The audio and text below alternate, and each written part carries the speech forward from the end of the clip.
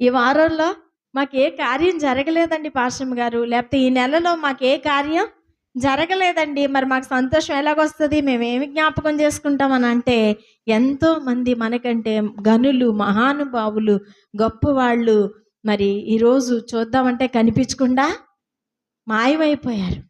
అదృశ్యమైపోయారు కదా! కానీ మనం ఇంకా ఎలాగున్నాం? సజీవులుగా ఉన్నాం. భూమి మీద ఉన్నాం. అన్నీ చూస్తున్నాం. అవునా కాదా? ఇది చాలదా అండి దేవుడికి మనం వందనాలు చెప్పడానికి? ఇది చాలదా ప్రభువుని బట్టి మనం సంతోషించడానికి?